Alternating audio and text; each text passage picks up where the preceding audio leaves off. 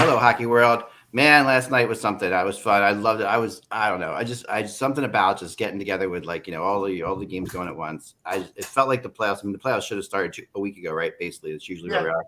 But I'm ready. I'm ready. But before we do that, your excitement, let's go to Russ with something to talk about baseball, I guess. So go ahead, Mike. It's not baseball. No, we're going to mention the Philadelphia 76ers because it's interesting. They had a 3-0 lead. Yips. They got the yips. And now it's 3-2. They do have a coach that has blown leads before. Yeah. They do have a coach in Doc Rivers that, was a pretty good player and has won a championship. But his latter career is known for sort of like blowing series leads. And so it's interesting because I picked the Sixers in 7 because I figured with the Sixers losing their best defensive player every time they went to Toronto, maybe Toronto steals a couple games. And then, of course, Embiid gets the yearly injury. So he's got a ligament tear in his thumb. Right. So now that's impacted their offensive game. And James Harden has basically crash landed to the point where he's probably about 65% of what he used to be as a player. Well, and lo and behold, the Sixers now have to travel to Toronto just to try and win there. But nobody thinks they're going to win. I know the betting line is like they're a 1.5 favorite, but most people think there's something real quick because I usually chime in on this stuff. But so yesterday I'm driving. My car's in the shop. Probably going to cost me $25,000-$30,000 to fix it. Yeah, I'm just accepting that as a I'm really depressed about it. But anyway, so yesterday I have an appointment with my son, so we take an Uber, and as we're taking the Uber back from the doctor's appointment, we get in a car with the guy who's got like the sports talk radio station going, something like that. So and I'm like, so what are they talking about today? Oh, talking about the Sixers, and he's a guy who has season tickets to the Sixers. He sits has 5 rows up behind the bench. His wife didn't want to go last night to the game. He had the tickets on StubHub. They're like $350 face value tickets or whatever they are a piece in the playoffs where he is. Yeah, pretty good for an Uber driver. I'm like, that's pretty impressive. And then he says it's pretty good for anybody. And then he says he couldn't sell them for even $150 last night. Crazy. I don't know. It's just kind of. Go ahead, Kevin. I'm just saying. I was just going to talk about the car situation. As anybody who follows me on hold Facebook. on for 1 sec on the car. I want your opinion. And then you could talk, Mike. But God forbid you don't talk once. So anyhow, the public feeling on the Sixers has dropped. Mm-hmm. And last night on the panel, I saw a video, Kev, where Charles Barkley said it was impossible for the Sixers to win Game 6 in Toronto. So I just want to let you know, I am not the only person that makes these kinds of declarations at times. Charles Barkley did it on national TV last night. For myself, but Russ, just to clarify, don't they lose somebody in Toronto because he's vaccinated? Yeah, he's one of their best players. He's their best defensive player. All right, go ahead, Kev. Yeah, no, I was just going to talk about cars because anybody who follows me on Facebook know that this has really been the spring of car issues. Our brakes went out. Someone hit us on the Ohio Turnpike. And then we had this major gas fuel pump, overhead cam, whatever stuff going on. But what I do appreciate about the modern world is, and this is so true, and on everything that went wrong, I was able to do this, is you can Google what the symptoms of your problem is, and you will find out exactly what the problem is. So before you go, which is what the issue is, which is amazing in itself. But the other thing that's really amazing that I've only discovered in the last year, you can put in what the problem is and get an accurate assessment within $100 of what it's going to cost you. Yeah. I knew, it turned up. One of the last repairs was $2,700. And when I figured it out on, Googling it, they said somewhere between $2,500 and $2,800. It was amazingly, and the same thing on the brake issue, which was a vacuum something or other, not a brake thing. And they hit it right on the money where they told me it would be between $800 and $900, and it was $850. Well, got us all because I put about $2,500 in my car in the last 3-4 months. So it happened. Here's the cardinal rule when it comes to cars and repairs. If you take your car to the dealer, which that's mistake number one. But I get, basically a coupon to get an oil change cheaper than you would get it at some other place. Just ignore everything that they say in terms of this thing needs to be repaired, or that thing needs to be repaired. I got an alignment when I got a brand new set of tires about 4 weeks ago. I come in, they have some scanner as you drive in that supposedly analyzes the alignment, and they basically made it look like my wisdom teeth coming in crooked. It's absolutely it's the most crooked. And then Kevin, you're right, because before the internet, it was just it was most crooked. And how many times do you go to Jiffy Lube is down here in the US. Canada, I think it's Mr. Lube, because we've seen that. Well, it's Jiffy Lube by name. Don't they have Mr. Lube up in Canada? I always see Mr. Lube. Yeah, Mr. Lube in Canada. Yeah, advertisements all over. The only reason I talk about advertising on the board's working. I know Mr. Lube in Canada, but which I just love the name. But so anyway, Mr. Lube in Canada and Jiffy Lube, they'll work on your car, and you'll be sitting in a waiting room, and they'll come in with some piece, like they'll be like, I got this thing out of your hood. Look at it. And I'm like, yeah. They're like, I think you need a new one. Look at it. It looks terrible. I'm like, I'm always like, okay. I'm like, will it work if you put it back in? That's always my response. Will my car work if you put that back? And they're like, yeah. I'm like, then put it back, please. Yeah. So, and it works even beyond cars. Our central air went out, and my wife actually is pretty bright on all these things. She knows kind of how they all work and everything. Right. But your wife is really good. She's very handy. She finds on YouTube, and then she can that's exactly what she does. Well, she got a Google. She Googled the air conditioning, and a guy walked us through how to determine if it's shot or if it can be repaired. And we went out there, and he said, look for this. We did, see if there's a condensation on it. And at the end, we said, all right, now we know it's shot. And currently, guys, I'm actually redoing my deck, because I had a guy out to redo the deck, and to see what it would cost. It was like $14,000 or something like that. I'm on YouTube. I'm like, I'm going to do this myself. I know I might screw it up. I told my wife, listen, here's the deal. It's going to cost about $2,200 in supplies. I said, I might screw this up. We may have to pay $14,000, but let's gamble $2,200 on $14,000. I'm like, if I do it right, if I do it good, that's great. If not, it's a good gamble. Come fix it, right? All right, here we go. Well, let me. I'll just say one thing. Last summer was my patio deck project. I did it for probably less than $1,000, but it took me all summer, and my shoulder is killing me to this day. So spend the $14,000. Nah, $14,000. I got to pay you, jerks. All right, here we go. All right. Here we go. Here's the date. I would love to, but Mike, if you get Mike, that's 1 month check to you, Mike. Yeah. All right, ready? Hello, Hockey World. It is Wednesday, April 27th, 2022. I'm Michael Agello, and it snowed in Buffalo today. Insert expletive here. I'm Russ Cohen from Sportsology. Nobody cares, Mike. I'm Kevin Allen, HockeyBuzz, and actually I agree with Russ.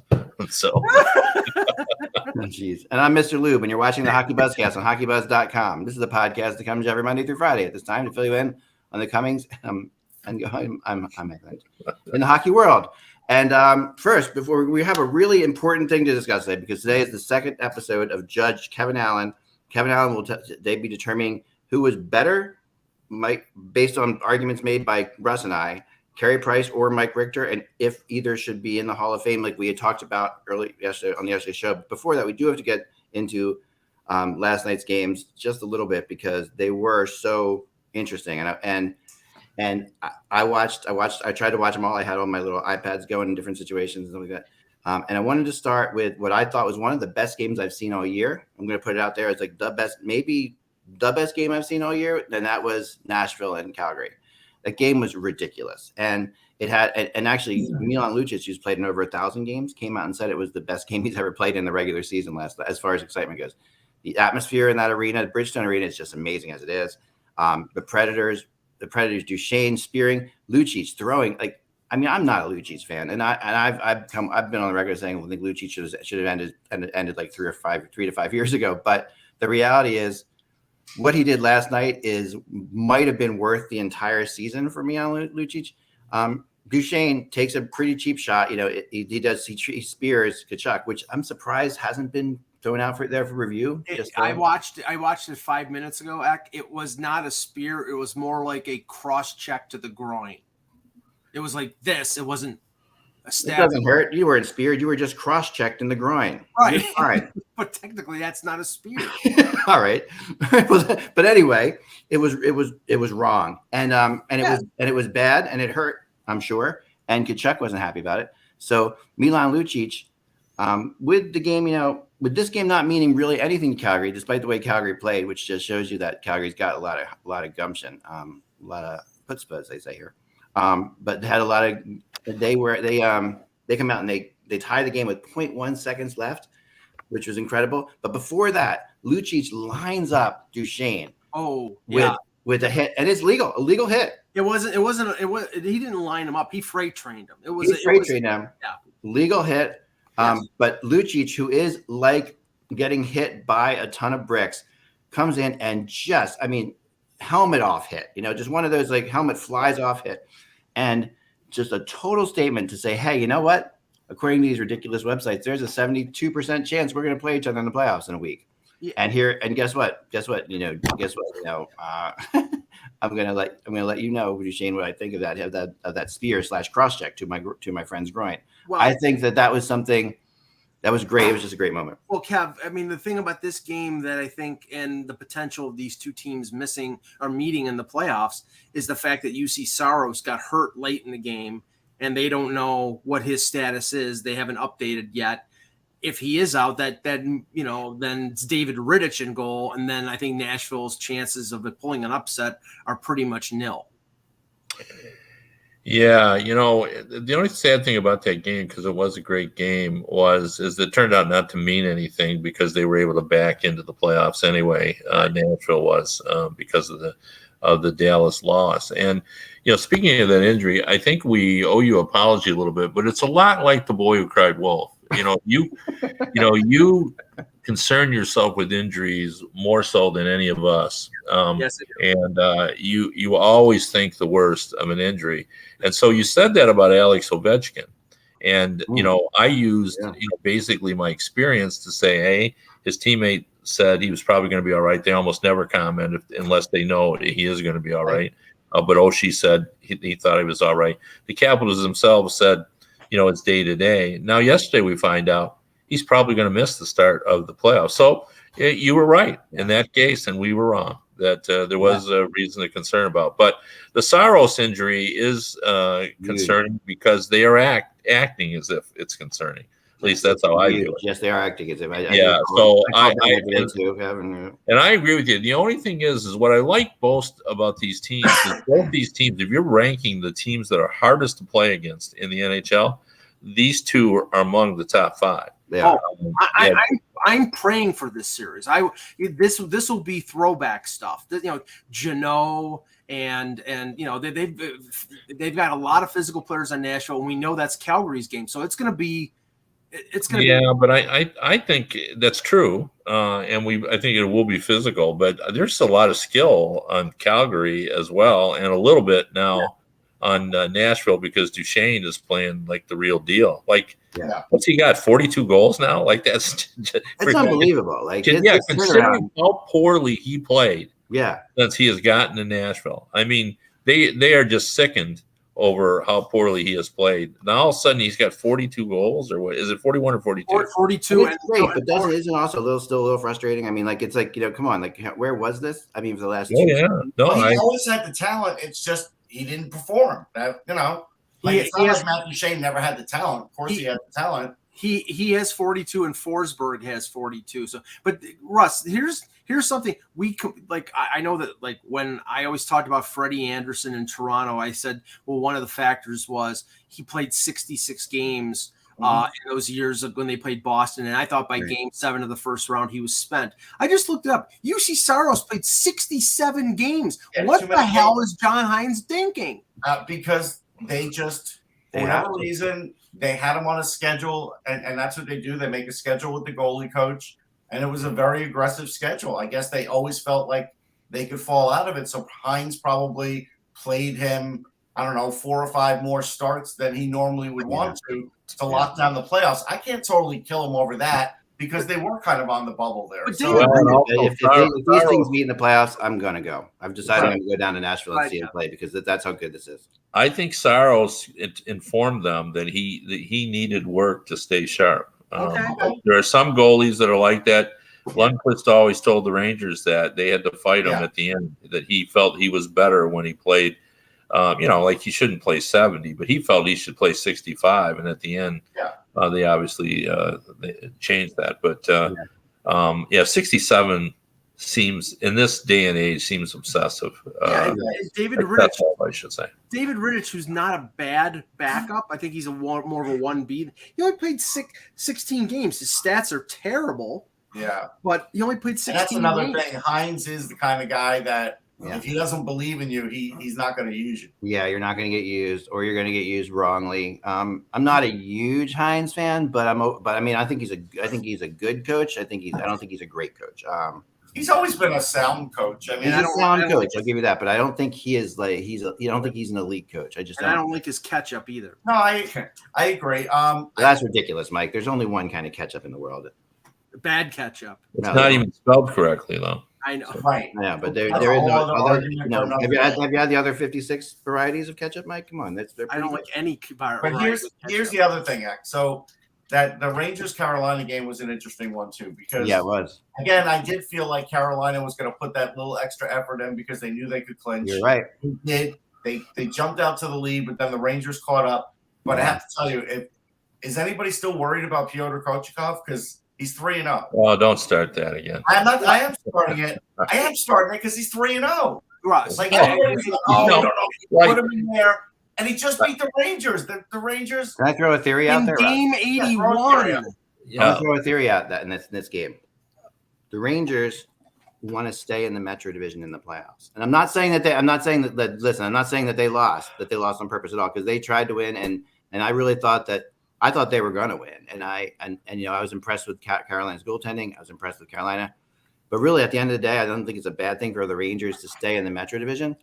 And have to play either, the Penguins or the Capitals in the first round. I think that both those teams are a mess right now.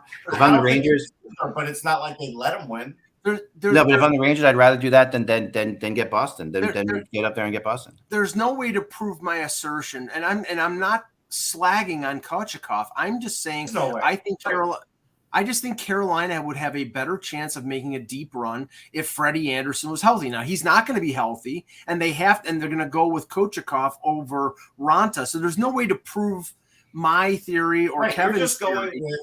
You're going with the past. You're going with. I'm going with he's an unproven. He's an un. You're not going with what Russ. doing. No. You're not even looking at Kevin. Yeah, I was just going to say, go back and watch the tape. Because you weren't just listening to us. Like, we were never slagging on your goalie.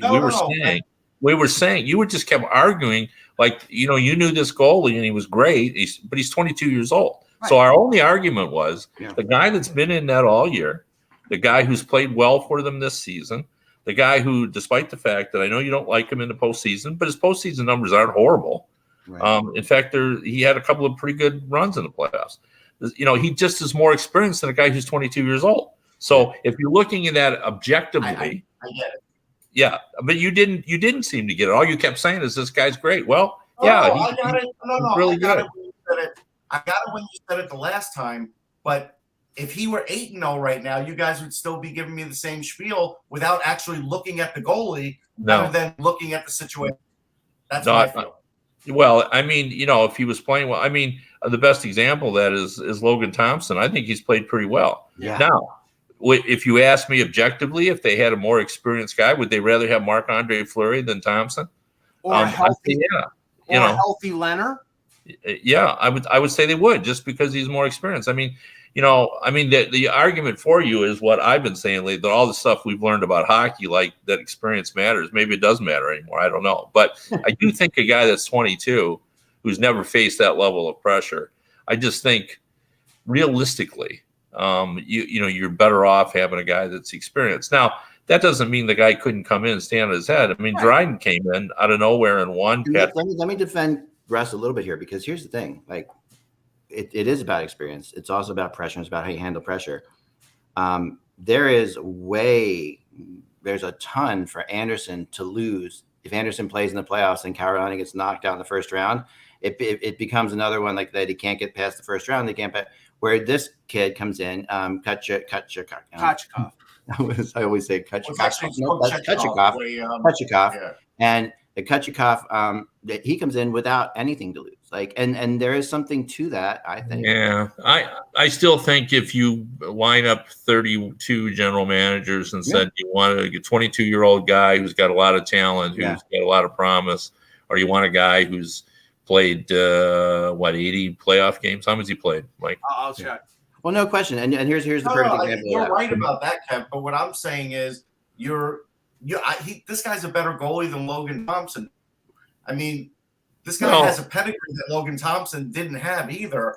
And just because he hasn't been known in North America, other than if you watched his 15 AHL games, he is known internationally, and he has handled some pressure in his life.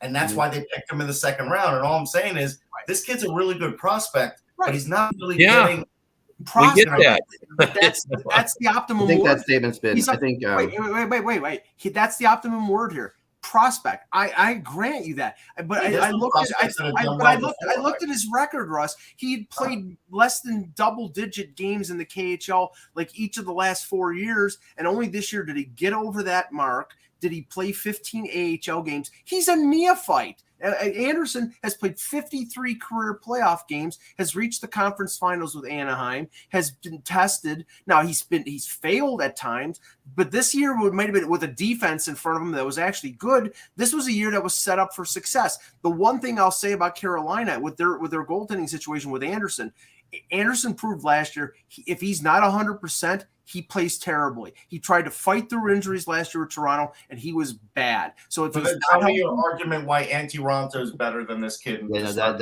with you on that, experience. That's all I could say. But that's not a good enough reason. Okay. Well, it's a good enough reason for one game. But it's not a good enough reason if Antti Raanta doesn't play well. That's how I think the GMs in general. Okay. I mean, to make Kevin's point for a second, when I was doing the season, remember at the beginning of the year, I did a whole thing about how every team could win a Stanley Cup. And I went to the Florida Panthers GM, Bill Zito, and I asked him, I said, Bill, how did the Florida Panthers win a Stanley Cup? And he's like, Sergei Bobrovsky.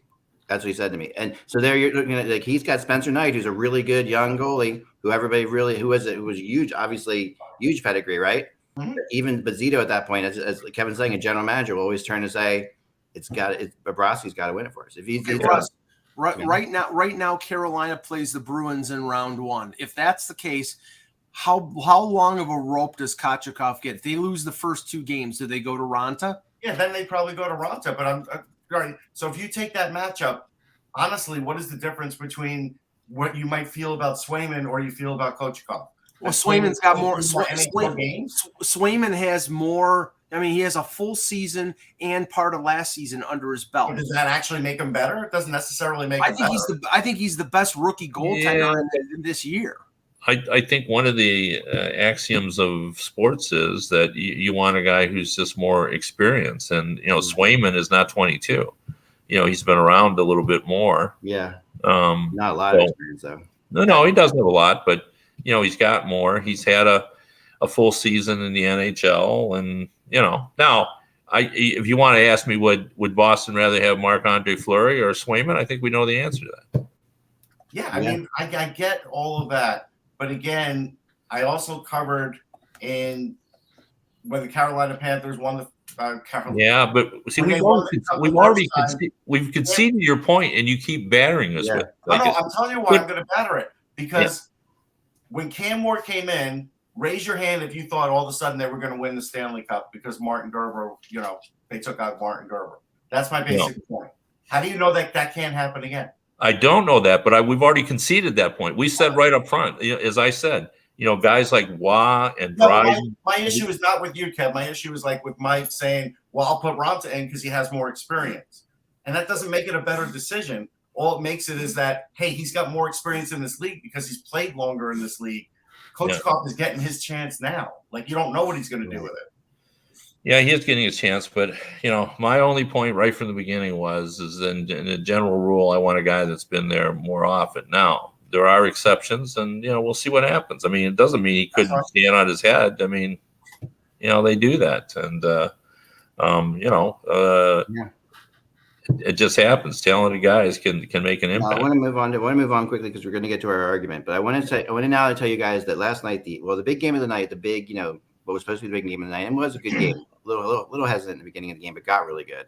Was the Stars Vegas game, and I'm going to make an argument right now that what happened last night was the best thing that could have ever happened to the Vegas Golden Knights. And here's my argument for that. Okay, and I know that they're not going to make the playoffs because of last night and everything like that, but they shouldn't. They're still mathematically in, but they're still mathematically in, but they shouldn't make the playoffs. First off, secondly, because they should have to address things. They shouldn't just. And the other thing that we saw last night is their goaltender, Thompson. Last night he proved something to me, and I think to the hockey world, as did Ottinger on the other side. By the way, it was an incredible goaltending duel between two goalies who had no business being. Yeah, Ottinger looked great. I mean, they both look like stud goalies, and they're both like the third or fourth stringers on their teams. Yeah. But what they got out of Thompson last night was a guy who showed that he can play in a big game. That he absolutely more than I've seen from Leonard ever. Yeah, that wasn't his fault. That's for sure. And it's not his fault. And I don't mean to rip Leonard. But I said, but I'm a big thing about goalies who can play in big games. And last night, Vegas got a glimpse of that. But I'm not disputing anything that you said. And I mean, if they think that Logan Thompson can be their starter, which I don't think anybody thinks that, but they just signed him to a 3-year contract extension. Well, he's got a little bit of pedigree now, wasn't he? Goalie in the year. Yeah. But they have him signed for 3 more years at under $800,000. So if they think, they could say, okay, we'll trade Laurent Boisseau and have him as the backup, and they save a couple $1 million on the cap, and that makes a lot of sense. With this team, they have to. Well, yeah, no, I think that's an argument in favor. But as for him being a number one starter, I mean, we know that, like, you criticize Leonard when he's at the Islanders. You've never liked him. It's not that I hate that stuff, because it's not that I first of all totally respect him and like him and think that all the stuff he said about the NHL was so good. His style, I'm saying, but the way he plays, yes, and also he's too emotional in net, and this has been my thing since before. It's not about mental health or anything like that. Please, no. I've been saying this before that even came out with him. That he blames players on the ice when he gives up goals. He yells at his teammates when he gives up goals. There's certain things about him that I do not like, and I think that aren't good in clutch situations. Where last night, Thompson, who could have, he gets racked into the post on that one breakaway. Yeah. I thought he was hurt. I thought he was hurt, and I thought he was done. He stayed out there and then stops six of some of the best shooters in the world for Vegas in that shootout, and doesn't just stop them, like makes great saves on them. Mm-hmm. Those guys didn't. The only player who kind of botched his shot was like Eichel, but the rest of them were really good shots. He goes out there and just does out of his mind. He is going to absolutely be. If I'm looking at him, I'm like, okay, that's exciting. That's exciting. There's a guy who can absolutely be a guy who can carry the load for you. I believe in him. He might be able to, but heck, I do want to answer Alan Savage because he's like talking about Jordan Binnington. I supported the hell out of Jordan Binnington. You did. Yes. Trust me, I was yelling for Jordan Binnington to get. So did I. But Russ was talking about Jordan Binnington when he was playing for Providence, when he was playing in the AHL and not for St. Louis's AHL team. So he's like, when they were in last place. So he said he was a good goaltender. I remember talking to Darren Pang, what feels like a decade ago, about Jordan Binnington. And just like him saying, this kid's going to be the guy. He's going to be the guy. No question about it. I trust Panger a lot in that situation. So, yeah, goaltenders, we're guessing. We have to be honest about that. But Ottinger, my gosh, Ottinger. But Ottinger's been playing that good for about 2.5 months. They've been yo-yoing. He's been the guy. But the thing about Thompson that we can't lose sight of is he's the right age for coming into the NHL. So, despite the fact he had an unusual path, he was an AHL goalie of the year, and now he's coming in, and I think based on the friction he just had with his coach and with the organization, I'm assuming they wouldn't be opposed to trying to trade Brom and Leonard, but I'm not so sure that he would be easily tradable because people look at him now, and I don't think it's his, the cause celebre for, preaching about the mental health issues. I think they feel like he's got too many things going on. I think there were probably with the need of so many teams with goaltenders next year. I mean, even the team that he was on that he liked playing for, which was Chicago, has no NHL goaltender signed for next year. I think they'd be able to find a landing spot for him. I mean, 3 years left at $5 million is a little pricey, but I mean that doesn't seem term, I think would scare some teams off. Yeah, that doesn't seem to be a hint. I mean, that doesn't seem to be a hindrance for Varlamov. He's making $5 million. It's only a year, but I mean, I think there's going to be a lot of movement in the goalie market. The weird thing that he has that he has right now, and then we move on. And Leonard has right now is the situation with his coach. Obviously, is not good, and it's a situation where his coach really is the reason that he got the job. His coach really backed him, and that might be remedied by the coach being fired. And I think that there's a good likelihood that DeBoer is going to get fired. I mean, that may be one of a number of moves. Maybe McCrimmon gets fired too, but that there's going to be a fallout in Vegas if they, when it's confirmed that they're going to miss the playoffs. There is. Leonard has outlived coaches before. That's all I'll say. One more thing, Mike. Go ahead. One more thing, just to acknowledge it because Auston Matthews scores 2 goals last night, reaches 60. He's the first 60 since Steven Stamkos in 2012, and the first American, and I consider Brett Hull an American. According to USA Hockey, he's the second American. They put it out last night. Really? Right, yeah. Hull scored 60 in 91, 92, over 60. And so it's the first American in 30 years to score. So I'm doing a story on that today. I will say this. When I talked about with Dave Fisher, he I thought got his arms around it pretty well. He said, we're really celebrating Auston Matthews from the grassroots perspective because he's the first American born and most importantly trained in America. So we're celebrating the grassroots contributions to Auston Matthews becoming a 60-goal scorer. But then he added, we embrace Brett Hull. We love him. He's an American through and through. So I think that's the right take. Yeah, that is the right thing. I agree. And listen, I mean, if I was a vindictive person, which I'm not, but if I was a vindictive person, I would go back to my crazy prediction show and talk about how much you folks laughed and laughed. No, you said 65. I know, I said 65.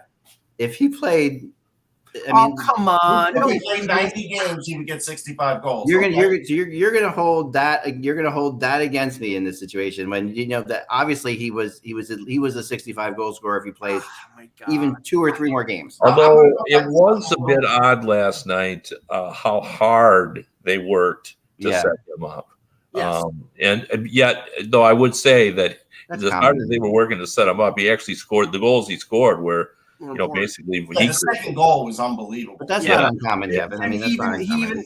Since I was watching the broadcast, he even said in the first intermission, I mean, it's important to me, and I want it, but we need to win the game. So he kept it in context. I mean, he wants individual marks, but he also has put it, and the team wanted it for him. So I do want to add this because Kevin brought it up. As far as the grassroots thing with Auston Matthews. Because I do talk a lot about the draft, I was questioned a lot about how good is this kid really? Because, he's from out in Arizona. He's in the, he is a true American. There was skepticism out there. I know there's none now, and there hasn't been in a few years, but there was some skepticism when he first. Yeah, not from the elite. Donnie Granato in 2015 predicted he could be the best American player of all time. I would like to bring that up. Good. That's pretty good. To that he said that a long time ago, and also Danton Cole.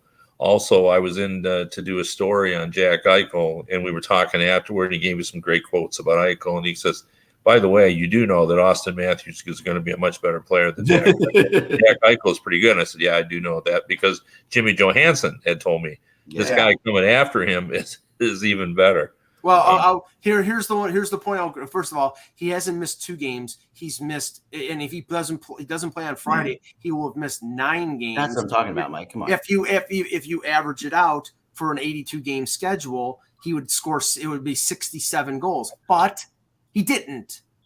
So one other thing, I want to get to the Judge thing because I'm looking forward to it as well. But I think this was important what was said yesterday, and it didn't get a lot of play, but I love it because it gives you insight into the personality of Moritz Seider, who is in a battle to win the Calder Trophy. He was asked yesterday in Toronto. We know what it's like for a young player to go into Toronto and face Toronto media.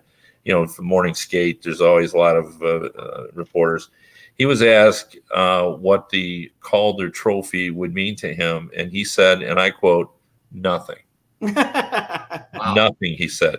He said, I'm just don't pay any attention to it. It's not when I'm out. And the guy then pressed him and said, "You've never looked at the list?"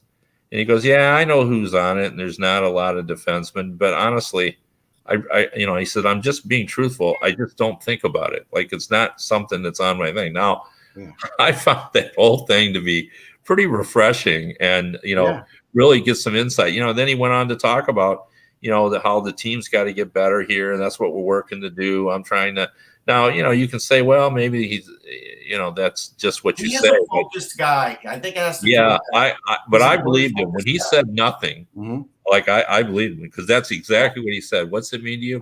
Nothing. He said. Wow. Yeah. Now he's a beast. I mean, we have so many. We're going to talk about this, I'm sure. So many incredible stories this year. Roman Jost is another one that was just like.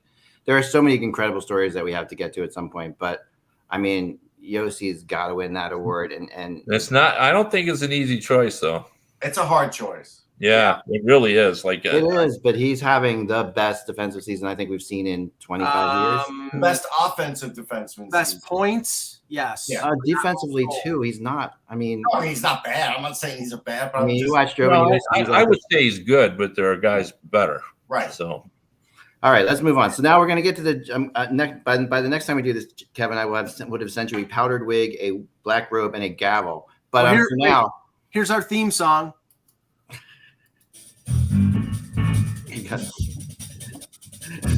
going to write a similar song to that. That's copyright free. Anyway, here we go. Today on Judge Kevin Allen. Yesterday the discussion came up about Carey Price. He's in New York today, and he's getting looked at for his knee. It's very possible Carey Price's career is over. We don't know. We hope not. I hope really, really love Carey Price. Wanted to see him keep playing. But if it is over, we discussed yesterday, is he a Hall of Famer? And I immediately said, well, of course he's a Hall of Famer. He's definitely a Hall of Famer. No questions asked. And to which Mike and Kevin both responded that they Russ and I Kevin. was one that said Russ and Mike. I don't know.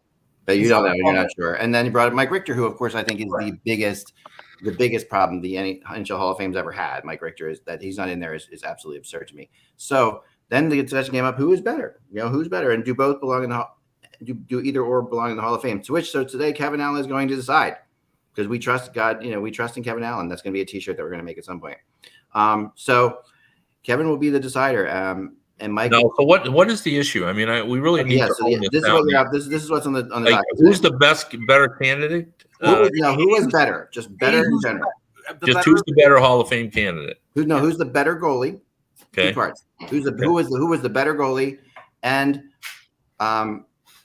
you looking at them individually, are they Hall of Famers?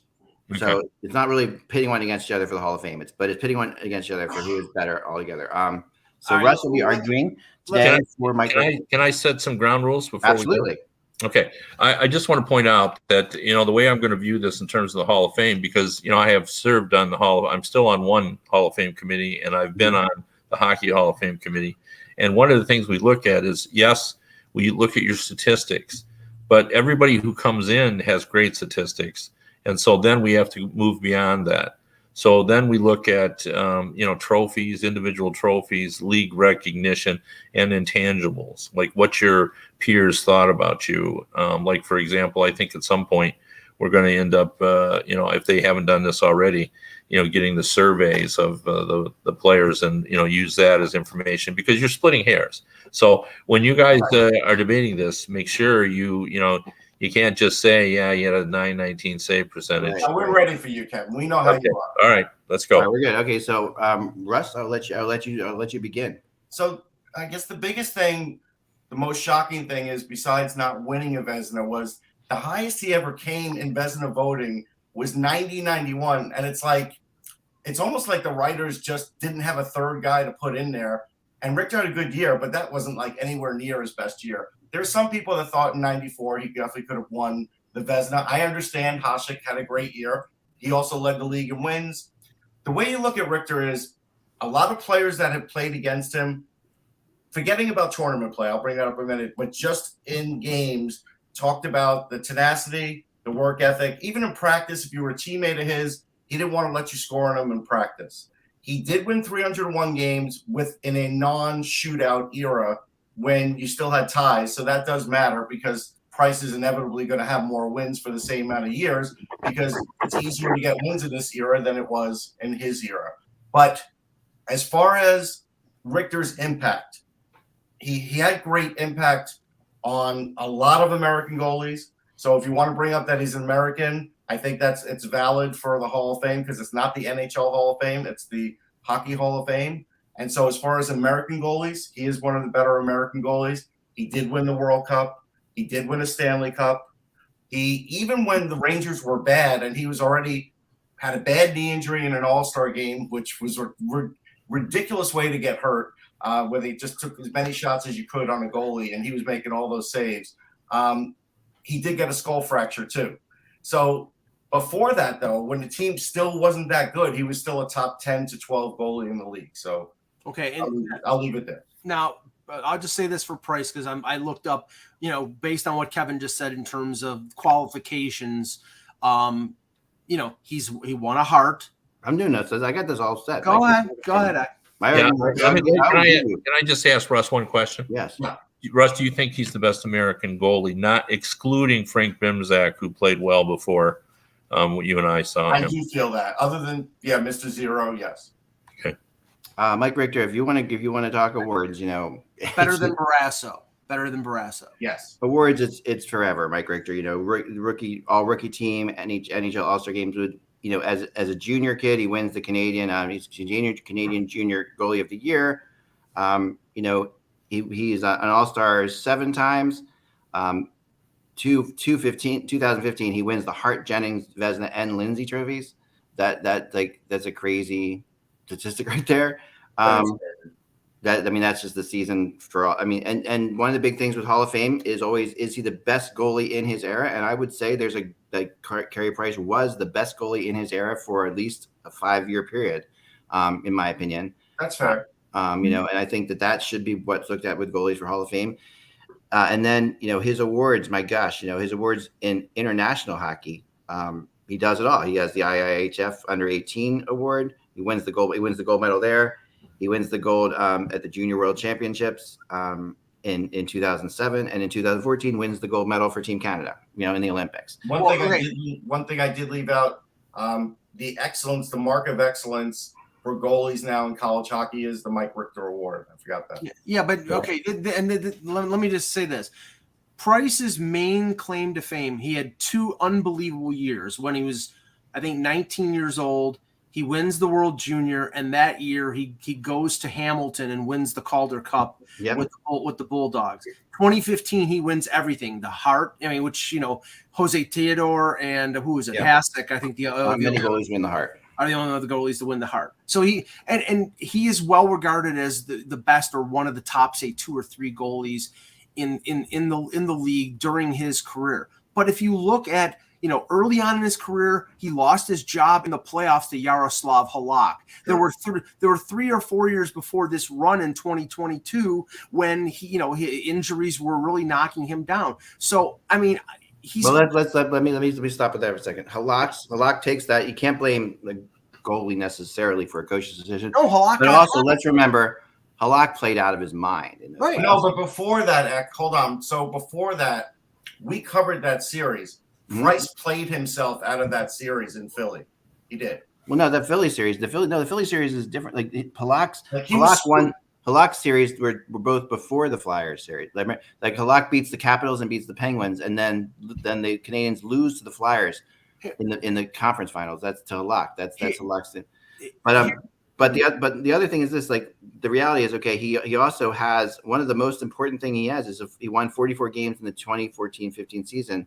That eclipsed that is the most wins by a Canadian's goalie of all time. So that's more than Jacques Plante. Rick had 42 as an American, yeah. That's when you do that. I mean, that's an incredible statistic there. And when you talk about Canadian goalies, he's not even in the top 3. Maybe he's probably not in the top 3 or 4. But Canadian goalies have had an incredible.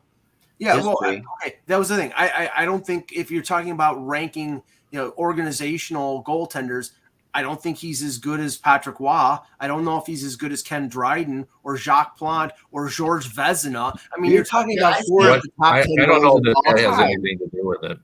Yeah, 4 of the top 10 goalies of all time, Mike. I mean, sidetracked on he might not be. That's very true. But I mean, he's definitely better than Gilbert Brulé, who, if you remember the big debate when the draft came around, is how much the Canadian fans wanted Gilbert Brulé drafted, and instead they held. He's a junior star. He just got injured. I think we're getting off base. Yeah, here's my assertion. Thanks, sir. You have goaltenders currently who are not in the Hockey Hall of Fame. Some of them just retired, like Roberto. I think Roberto Luongo's resume is more impressive, even though they both didn't win Stanley Cups. They both won Olympic gold medals in terms of longevity, in terms of career wins, in terms, I think Luongo's and I think Luongo is probably going to make the Hall of Fame. But there are other goalies, Barrasso, Curtis Joseph, who I think Price is in that category and not in, and I think Richter is in that category, but a little higher up. That's here's my last thing. We always have a lasting memory of a goalie. My lasting memory of Mike Richter is his penalty shot stop on Pavel Bure in the Stanley Cup. Yeah. Give me the Carey Price one. Yeah. My Carey Price memory. How about Chris Kreider running into him? Stop. There were a few last year in the playoffs. I mean, like the reality of like Carey Price, what he did last year in that incredible run. Some of the saves he made, and now we know he was hurt. A bunch of different things were going on. Okay. I mean, Price's run there was absolutely astonishing in the playoffs last year. And so my feeling on Price is whoa. See, okay, this is what I mean. But Mike, I'm debating this with Russ. I know, but this is revisionist history. It's not revisionist history. It is. I mean, Eck, I'm telling you right now. You're going to be held in contempt of court. Yeah, you are. The bailiff shouldn't be involved in the debate. There's a reason you're not debating this. Right, because Montreal's involved. Get out of here. Montreal's involved. Go away for a second. Just like the idea here is this, that I believe both the goalies are incredible. Well, that's why I said they're both amazing. They both need to be in the Hall of Fame. But I think Price, over the course of his career, had more better years than Richter had. And I think that Richter might have had the best year of all, but it's hard to say anyone had a better year than 2014-15 Carey Price. So are you saying Carey Price had more of an impact on the sport of hockey or the goaltending part of hockey than Mike Richter? Because I don't think that's true. The impact on sport of hockey is another question altogether. Because as a U.S. goalie, I do agree Richter had Mike Richter is the only goalie, by the way, that I ever played against, because I played in Flowertown, but in open hockey once when I was a kid. But so I'll give Mike Richter that. But and he was better than me for sure. I'll give you that. So but I do think that the impact of an American goalie for Richter, the impact that whole team had, that World Cup of Hockey team had on American hockey is way bigger. Yes, I give you that, but that doesn't mean that he's better than Price. Price is such an interesting just dominance that he enabled Montreal, a bad Montreal team, to be better than they should have been quite often. Like there were a lot of bad Montreal teams he was with. There were some good teams too, but he enabled them to be better than they should have been. Well, I think that's always the case for any goalie. I mean, you could say the 94 team had better names on the roster, but Richter had to beat Martin Brodeur to get to the Stanley Cup. Right. That's true. I mean, listen, so I hope I didn't insult Mike too much. I'm sorry, Mike. Come back. I apologize. All right, there he is. I didn't put a gag letter on you.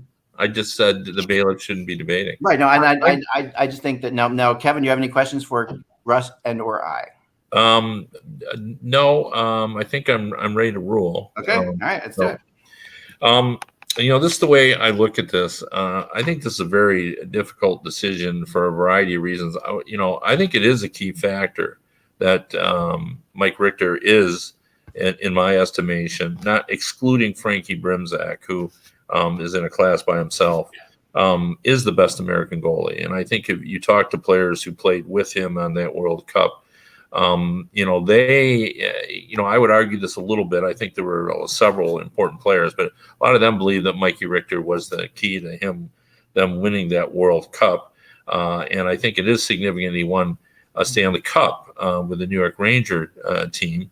I think one of the issues you have when you get in this situation, as I said, when you're splitting hairs, it really matters. It matters that you win extra awards or you're part of it. Now, that doesn't mean if you don't have a Stanley Cup that you can't win. We have plenty of examples of that in the Hall of Fame, to be sure. But in final analysis, this is what it came down to. Mm-hmm. Carey Price won a Hart Trophy. Very difficult for a goalie to do. Historically, they don't win it a lot. That means you had to have one really incredible season. Yep. But more importantly, he's had an aura that's been acknowledged around the league for a very long time. I remember reading a story from Larry Brooks before the Pittsburgh Penguins went in there during COVID and talking about how they were just hot and bothered about, having to face Carey Price and having to deal with that. And I think really that's been true for a long time. They really do sort of look at him as a guy that's sort of got it all kind of figured out. And they're concerned about him, that he has that ability. And I think that speaks to, was he the best goalie of his time? Well, I think people thought he was. Yeah. A lot of people did. And so for that reason, I'm going to say that he is the better goalie. However, I think both of them will get in the Hall of Fame eventually at some point. My own personal thing is because I'm so strong on Mike Richter it's hard for me to say that Carey Price is better just because I love the story of Mike Richter, and I think he's a tremendous goalie. But I don't understand why he's not in the Hall of Fame.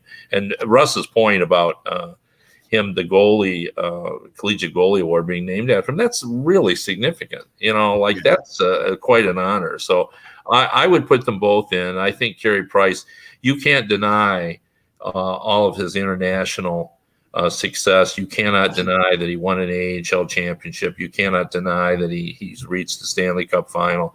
You can't deny his aura. I mean, there's just too many factors with him. And one of the things they always talk about when you on this committee is be careful comparing him to other players that are not in or that are in. You want to compare him to the people that are trying to get in. So in comparison to Mike Richter, I'll go with Carey Price on the basis of his aura and that Hart Trophy. We're splitting hairs here, but I think they both should be in the Hall of Fame. Excellent. It has me and that's what the substance of the what the argument was. It was like we both know that like Richter's not in, and I felt like Price is like a guy that's a bubble guy. You make a good argument. I could see them both in. Yeah, I don't think either are bubble guys. I think that it's. I don't think Price is getting in first ballot just because they barely ever vote any goalies in for the Hall of Fame. Well, and it's hard for anybody to get first ballot anymore. There's just way too many, people. I'm not for goalies though.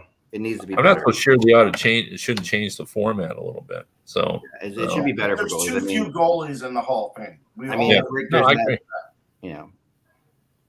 There are too few goalies. Richter and Price are definitely Richter, Price, Hasek. These are first-time guys. They should be first-timers. There's no question about it. But to answer your question, Mike, Richter was a much better goalie than Brasso, in my opinion. Mike, you may speak. I'm sorry. I apologize. I appreciate the restraint you've shown. But self-gag order. I like that. Mike, now that the decision has been made as bailiff, now you can offer your opinion to the decision. Yeah, after it's already been made. Yeah, that's right. What is this? The Court of Appeals? That's how it works. No, I basically disagree. I mean, I think Richter is a Hall of Famer. I think Price is a borderline Hall of Famer. I'm not disputing how great of a goaltender he was for a certain span, but I think Richter. I mean, that '96 World Cup is probably the most significant international non-Olympic event. I'd say in the generation. Yeah. I mean, because that put USA hockey on the map. Yeah, I'm sure it did, but I don't know that that's more significant than, I mean, it is to Americans, but more significant internationally than an Olympic gold medal. Well, no, I mean, and Price won 2 gold medals, and you can't take that away from him. But again, I think you look at those achievements, and it's like it's in front of a unbelievable superstar team that was heavily favored. I mean, they were favored in Sochi, and they were favored heavily in Vancouver. Yeah, we didn't win that. I was also influenced by the fact that Richter did not win a Vezina. Yeah, but I think that's crazy when you look at his career. It is kind of but crazy. He didn't. I mean, I agree with you. I mean, he was certainly in the mix. I mean, that's not the year. I mean, Hasek wasn't going to be denied in those years. Yeah, but I see I've always been pro goaltender. There are I would say 5 goaltenders that I can think of off the top of my head, including old time Lauren Shabbat, Richter, Cujo, Barrasso, who I believe deserve to be in the Hall of Fame, and Luongo is going to be in, and maybe eventually Price will be in. But I think the thing is, goaltenders are like second baseman in baseball. They're always you possibly put Cujo in the Hall of Fame, and yet you say Price is a borderline Hall of Famer. That doesn't make look at Cujo's numbers, Zach. Yeah, but you can't do that. I know.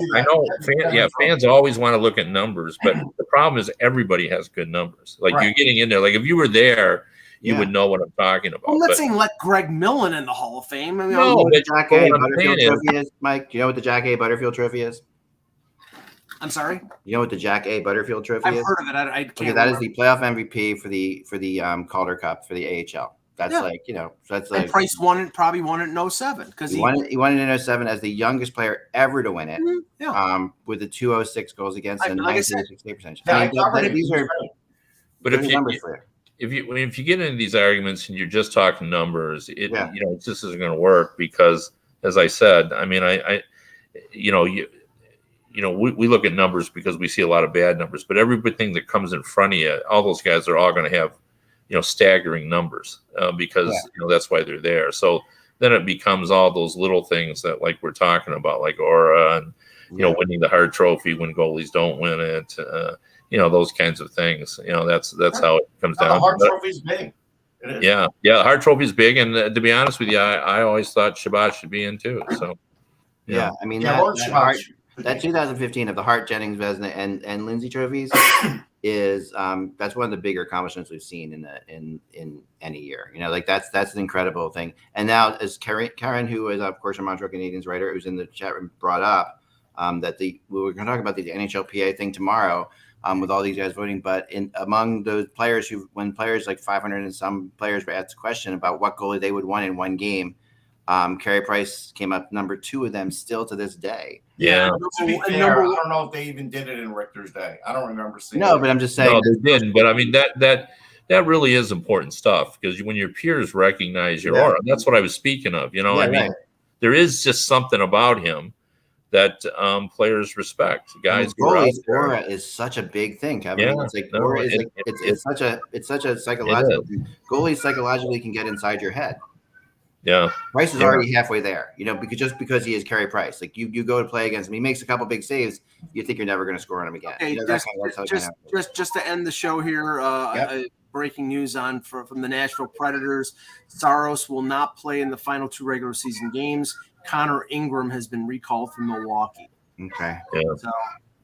Yeah. Bad news. And I think it's important for the Predators to not play the Colorado Avalanche in the first round. I think they have. There's an important thing here. They are right now tied. They have the tiebreaker with Dallas, but I think those last 2 games are important for the Predators. I really do. I think a game, and I think we all want to see a Calgary series after what we saw last night. So hey. Yeah, I don't think they're going to win either one, but I don't think they'll win either one either. But I do think that like we talked about with Washington, if Ovechkin's not in there. And Florida and the Caps are going to have the Florida Panthers match up really well against the Capitals, even with Ovechkin there. But without Ovechkin there, that's the kind of team that the Panthers could take apart. That could be pretty quick. All right, remember, folks, without the buzz, it's just hockey. Thank you, Kevin, for the judgment. We'll be back again tomorrow.